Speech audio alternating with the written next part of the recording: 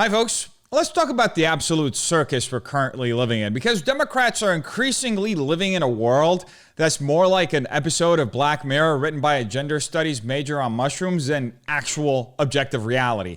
Because they're screaming that ICE raids are the second coming of the Confederacy, as if enforcing immigration law is some kind of Confederate cosplay. Apparently, if you don't want cartel members getting sanctuary city benefits, you're basically General Lee now.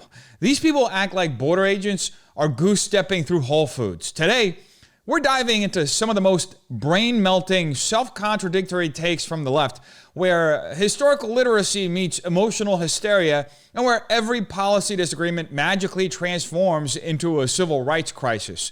So buckle up, because the clips you're about to see prove that the only thing liberals can deport is reality. Starting with Chicago Mayor Brandon Johnson, who flew over the cuckoo's nest a long time ago. They are absolutely terrified. And look, I remember a few stand-ups ago when I talked about what terrorism looks like. This is it. Is it? There should be no question to what our country would look like had the Confederacy won. We're seeing it on full display. Really? This man needs to get a case of shut the fuck up-itis if I've ever seen it. Mayor Johnson comparing ICE raids to the Confederacy winning the Civil War isn't just historically illiterate, it's emotionally manipulative, morally inserious, and politically bankrupt. We're not watching a return to slavery. We're watching a return to basic law enforcement after years of chaos masquerading as compassion. This kind of rhetoric is designed to shut down discussion, not spark it. It tells you everything about where we are as a country. The professional class of activists turned politicians has no solutions, so they scream terrorism when the federal government actually does its job. And it works, because they spent decades capturing media, academia, and education where media outrage is rewarded and objective reality is optional. The real tragedy here isn't border enforcement. It's that we've created a culture where enforcing immigration law gets compared to genocide, where actual cartel violence, child trafficking, and exploitation gets hand-waved as nuance. This isn't about resistance, it's just straight up regression, and it's killing the credibility of the American left. And this brain rot has infected quite literally every area of government, even our local city council here in Los Angeles, where Imelda Padilla, I guess relation or no relation to Alex Padilla, the Democrat, made the following suggestion to the LAPD. Can we use technology like AI technology to create a situation where your department can identify, hey, there's agents, non-city of LA, in a neighboring town, everyone go on alert in a way where you can support our business community and our immigrant community to know that it's time. That's something related to the lack of due process, the lack of warrants is about to hit our town. I'm asking a creativity question here. What can your department do to do more to warn us, to warn the business community that outside of our LA borders, coming in from Inglewood, coming in from Antelope Valley, I don't know, you can warn us so that we can warn our folks in the spirit of your loyalty to the city of Los Angeles? So you're asking me to warn you about an enforcement action being taken by another agency before it happens? Yeah. Yeah, we can't do that. Why not? That would be obstruction of justice. You may want to talk to the city attorney about that. Do you think it's possible, folks, for Los Angeles to elect people who are not functionally retarded? Can we try just for once? I believe we can. And when we finally do it, we'll look back at moments like this and wonder how we ever handed power to people asking the police unironically, hey, how come you obstruct federal law enforcement? What Councilwoman Padilla is proposing isn't just illegal, it's retarded. She's not trying to protect due process. She's trying to build a warning system so people violating federal immigration law can dodge accountability. This is what happens when activist politics replaces civic leadership. When identity politics, emotional reasoning, and anti-border ideology infect the institutions of power. You get elected officials who are functionally retarded trying to turn City Hall into a cartel concierge service. And they dress it up in euphemisms like supporting our business community or using AI, as if using buzzwords makes sabotage sound strategic. But underneath it all is a fundamental contempt for the rule of law and an assumption that the state should only enforce the rules they like. By the way, folks, this is the natural outcome of decades of progressive capture over public discourse. Crime becomes compassion, enforcement becomes oppression, and any institution that refuses to play along is labeled a traitor. And speaking of functional retards, it wouldn't be a Democrat Retard of the Day segment without Jasmine Crockett. Let's see what retarded thinks she's saying. And that is being killed. And if they've been killed by an immigrant, then God darn it, every single immigrant is going out and they are killers. And that is the problem. But they don't want to talk about white supremacy. I don't know how many hearings we going to have about the fact that there's been this one immigrant that killed this one person. You know, Democrats really did nail it when they chose a donkey as their party mascot because, wow, have they cornered the market on dumb. Jasmine Crockett gets visibly annoyed that Congress is holding hearings about Americans being killed by illegal migrants, as if a preventable death is just some inconvenient distraction from her preferred Democrat narrative. This isn't just tone deaf. It's emblematic of a political class that's more offended by immigration enforcement than by citizens getting murdered. And no, pointing out that every life matters after the fact doesn't fix the fact that these deaths were entirely avoidable if the law had been respected in the first place. But this is where we are, folks. Identity politics has become a shield for criminality, and any sort of scrutiny of immigration policy is immediately reframed as racism or white supremacy. It's not about safety anymore. It's about protecting the ideological fantasy that open borders are compassionate and that consequences are colonial. Crockett's rant isn't just ignorant. It's a byproduct of decades of moral relativism, institutional capture, and a media ecosystem more concerned with preserving victim hierarchies than actually telling you the truth. And speaking of liars, no better place to go next than Ilhan Omar. Masked agents of the state in unmarked vehicles are terrorizing communities. They are disappearing people. They are targeting the political opponents of the president. They are using militarized force to silence, intimidate, brutalize not just Americans exercising their First Amendment rights, but also members of the press. They are partnering with Trump's donors, Silicon Valley oligarchs, for a sinister and deeply un-American agenda of surveillance and criminalization based on people's political views. In some cases, just based on where they live. There was a story that Trump told during the campaign about the need to restore law and order, about the need to target criminals. Within moments of assuming the presidency for the second time, though, his true agenda became clear. The administration has no interest whatsoever in targeting criminals. What they want is to fulfill Stephen Miller's white nationalist fantasy. The best part about having Ilhan Omar in Congress is knowing that everyone has a shot at the American dream. Even people who openly despise a country and dedicate their careers to dismantling it from within. It's a kind of equality of opportunity that would make, say, Somalia jealous. But what we're witnessing here isn't just bad rhetoric. It's a deliberate campaign to criminalize law enforcement and preemptively delegitimize any action that upholds national sovereignty. When Omar describes ICE agents as masked state actors, disappearing people, she's not engaging in oversight. She's peddling third world propaganda in a designer blazer. This isn't just about immigration either. It's about collapsing the distinction between enforcement and tyranny, between law and oppression.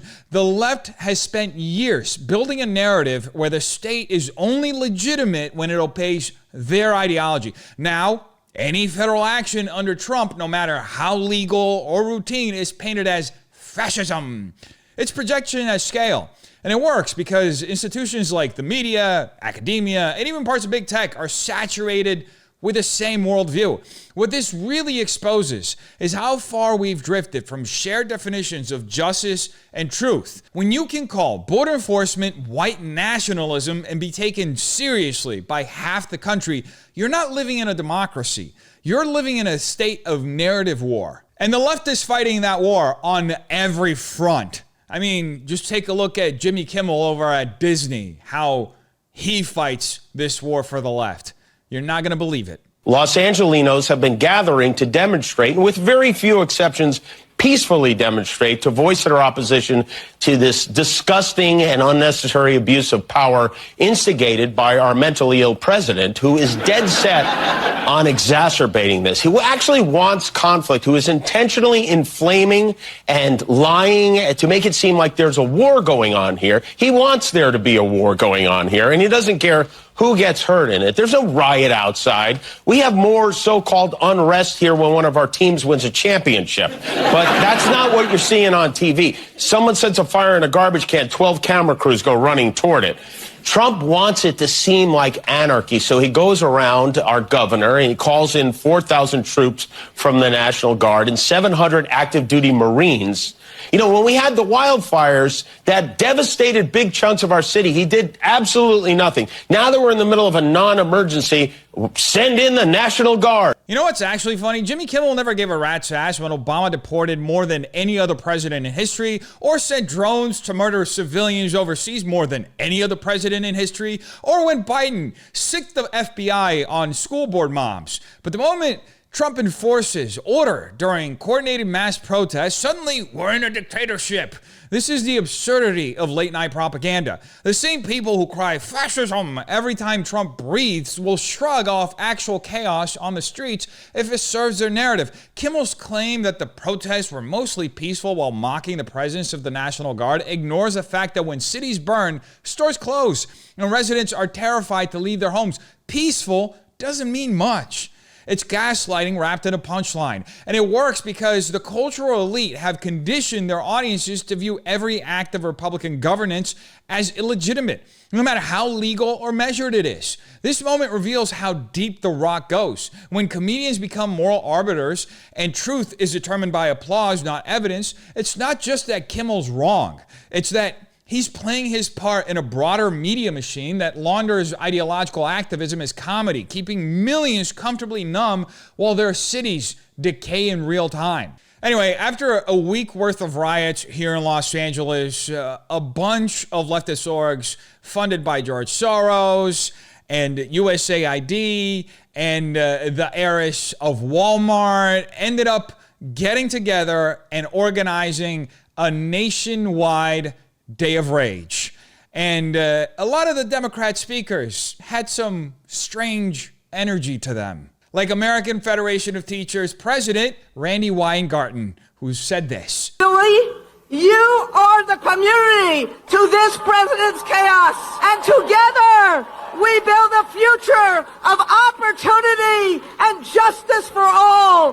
Hope over fear, aspiration over anger, the promise of America for each and every American. That is what we are fighting for today. Randy Weingarten coming through with coked out middle school teacher energy that will put Kenny Powers to shame, screaming buzzwords into the void like hope over fear and aspiration over anger, as if the words mean anything in the wreckage she helped create. This is the same woman who fought to keep schools closed longer than almost any other country during COVID, crippled childhood development, and deepened inequality, all while collecting a six-figure salary to pose as a hero of justice. Now she's out here at the front of No King's Day, pretending she's leading some civil rights movement when in reality she's a mascot of institutional decay. This moment isn't about community, folks. It's about laundering failure as virtue. The fact that she's still treated as a moral voice shows how thoroughly the left has captured the language of morality while gutting its substance. When the people responsible for educational collapse are the ones shouting about the promise of America, you know we're living in an empire of projection, where slogans replace results and the arsonists get standing ovations for pretending to be the firefighters. All that being said, let's see what Jamie Rascin, who's not only built like a minion, but actually is one, had to say on No King's Day. No kings and we've got no slaves. We've got no masters and no serfs. Those of us who aspire and attain to public office are nothing but the servants of the people. And the moment that somebody in public office begins to act like the master of the people, that is the moment to evict, eject, reject, impeach, try, convict, and start all over again. Democrats have resorted to impeachment so often in the last decade that it now carries the moral weight of a Yelp review. Jamie Raskin's latest meltdown, screaming evict, eject, reject like he's leading a slam poetry coup, says less about Trump than it does about a party trapped in a permanent tantrum. This isn't about justice or accountability. It's about ritualized outrage meant to distract from their own failures. Raskin wants you to believe he's defending democracy, but what he's really defending is the left's monopoly on moral authority, an authority they've abused for years through censorship, selective lawfare, and ideological loyalty tests. The irony, of course, is that while he rants about no kings, it's his party that behaves like royalty, issuing political edicts from insulated blue districts while criminalizing opposition as treason.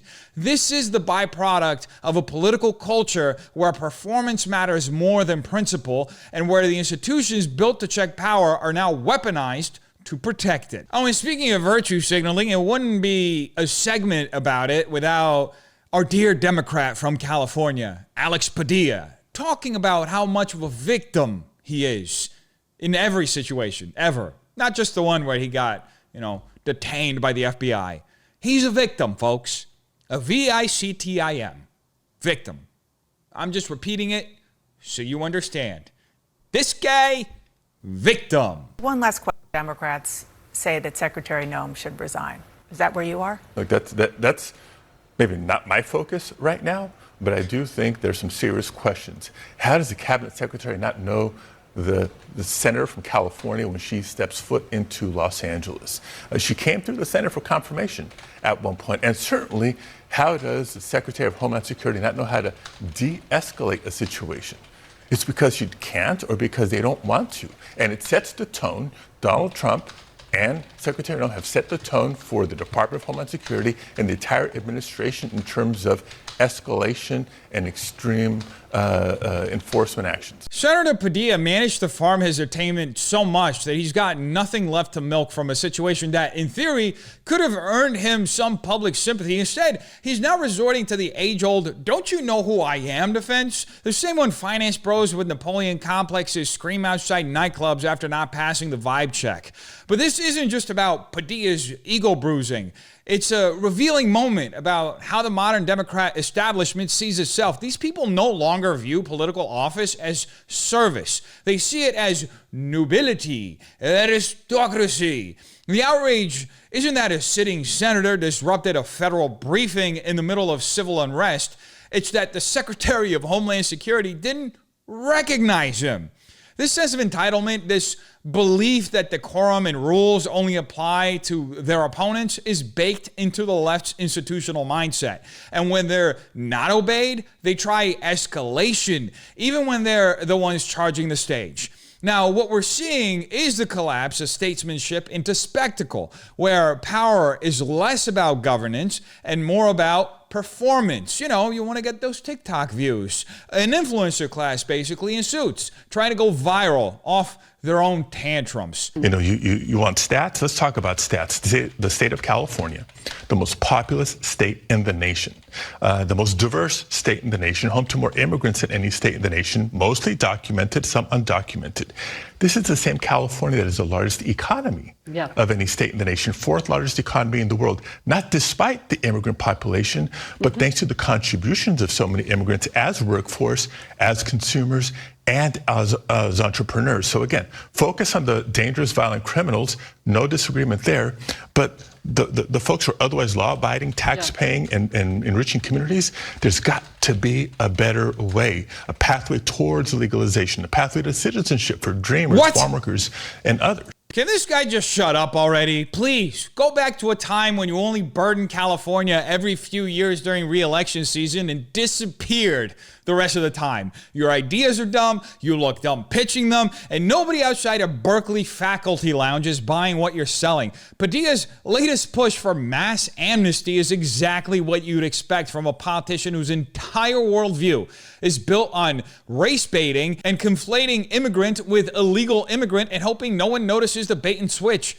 He paints a fantasy where millions of illegal aliens are law-abiding, tax-paying paragons of virtue, completely ignoring the strain on public resources, the rise in cartel-linked trafficking, and the exploitation of the very workers he claims to champion. This is the pathological optimism of the modern left, where intentions matter more than outcomes and border laws are treated like hate speech. And it's not about compassion, it's about power, importing a permanent dependent class to secure political dominance while gaslighting the public into thinking it's moral progress. Padilla isn't offering a vision for America. He's offering a surrender dressed up in diversity slogans and economic half-truths. The most Democrat way to do it when you think about it. Now, folks, after witnessing all the clips we've seen so far, one could posit that liberalism is a mental illness. I raise you that supposition with Exhibit A, this lady who's going viral for this interview. I'm just so scared. Of what? I'm 74 years old. I worry about everything. And I just am so scared. Of what? And upset. And I don't understand why people voted for this person. Grandma needs to get off the MSDNC and enjoy her last few years on this God-given earth doing literally anything else. Because if you're this worked up, they've turned you into a useful idiot. This woman is a perfect case study in how the modern left doesn't just win minds, they colonize them.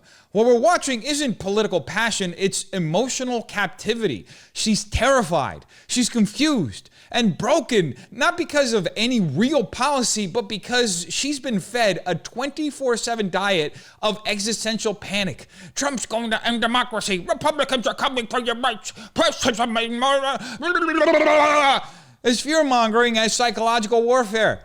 And the victims aren't just young and impressionable, they're elderly and exhausted. The institutional left, through legacy media, academia, and digital echo chambers, has mastered the art of emotional conditioning. They don't want an informed public. They want a frightened one, a terrified one. And this poor woman, sobbing at a protest she barely understands, is exactly what that system was designed to produce. A loyal, terrified subject of a narrative that can't survive contact with actual objective reality. Now, the question isn't just what's happening to our country, it's who benefits from keeping you confused, afraid, and obedient. At what point do we stop mistaking hysteria for virtue and start recognizing emotional manipulation for what it actually is? A tool of control dressed up as compassion. How much longer can a society survive when its institutions reward delusion over discipline and fear becomes a substitute for facts? These aren't isolated meltdowns or misguided policies. They're symptoms of a cultural rot that thrives when people stop thinking and start reacting. So ask yourself, are you being informed or are you being conditioned? Because the line between propaganda and principle has never been thinner. And the people drawing that line are counting on you not to notice. You tell me what you think in the comments down below. Have a terrific day.